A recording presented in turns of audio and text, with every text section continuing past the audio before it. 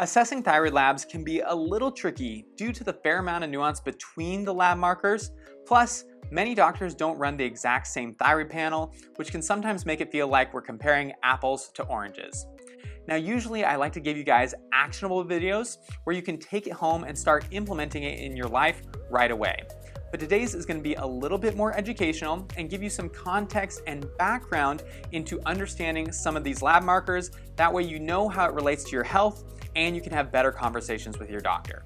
So in today's video, we are going to break down the differences between the lab markers of total T4 and free T4.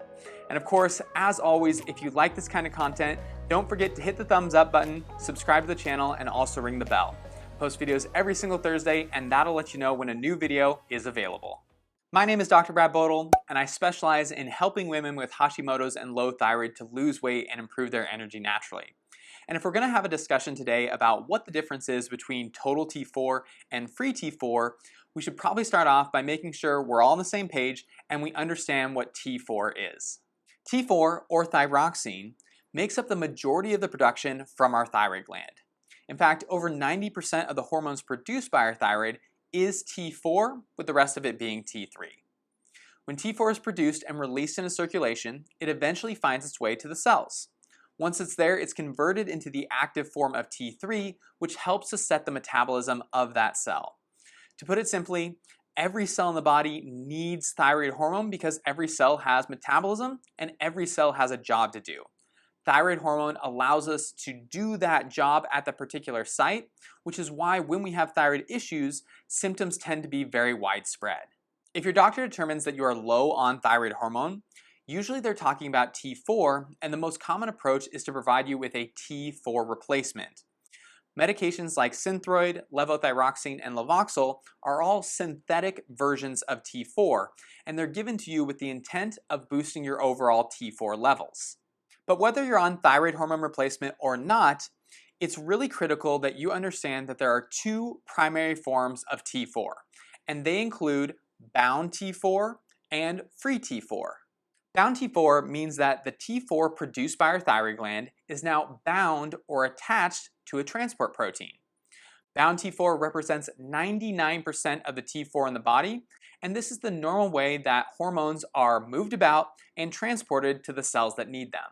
Free T4 is the form that is freely available for binding with the receptor sites in our cells, and it represents less than 1% of our total thyroid hormone in the body. An easy way to think about the difference between bound T4 and free T4 is to think about yourself going to work. Now, if you're going to go to work, you likely need some form of transportation, and in this scenario, let's imagine that you are representative of T4 and the bus that you take is representative of a transport protein. Once you get on the bus, you are in the bound state, and you can't complete your job until you get to the proper location.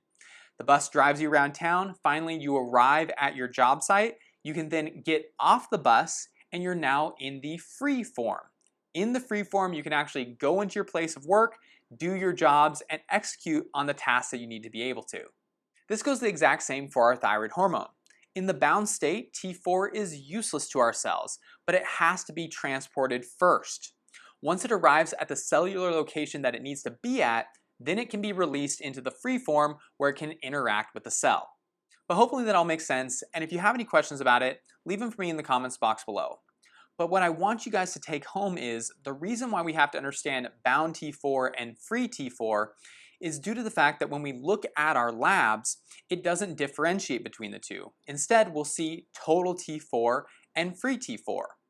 Total T4 is just the combination of bound T4 and free T4 together, while free T4 is just a representation of the free T4 in the bloodstream. So again, total T4 is bound and free T4 together. Free T4 is just free T4. But I think the big question is one of these markers better than the other, or should we include both on our thyroid panel? And in my opinion, I think we should include both. Now, it's very common for doctors to not want to run unnecessary labs, and I agree, I think that's very important. However, I don't think that total T4 and free T4 are redundant markers as many doctors do. Remember when I said that bound T4 represents 99% of the total T4 in the body? This is why I think total T4 is so important.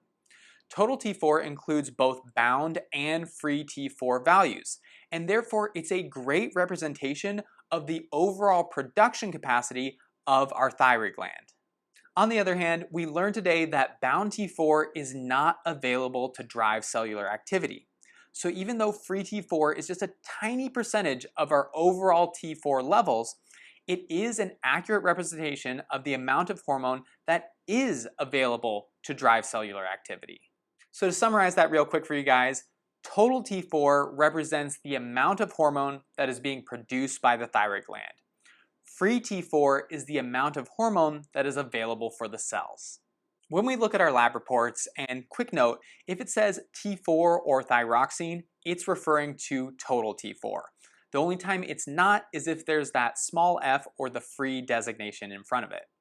The usual range for T4 is going to be 4.5 to 12 micrograms per deciliter, but I like to see it between 6 and 12 for optimal health.